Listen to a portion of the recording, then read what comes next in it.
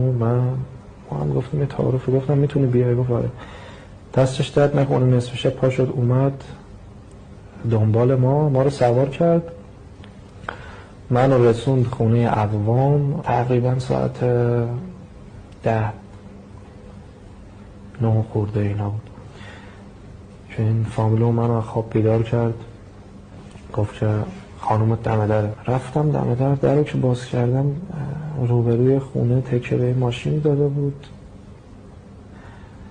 یه آب معدنی، اینقدر آب معدنی دستش بود. تا من رفتم جلو در آب معدنی باز کرد، یه دو قلوب خورد و گفت که من قرص خوردم اومدم اینجا، استوری هم گذاشتم، خواستم یه استوری هم برای تو بذارم تگت کنم که مردم بعد من فکر نکنم که مقصر تو بودی و این داستانه. ولی بلاک بودم چون 1 ماه بود بلاکش کرده بودم. من چون بلاک بودم نتونستم این استوری بذارم، این متن رو و تگت کنم، ولی با پیج فیک هم زیر یکی از پستا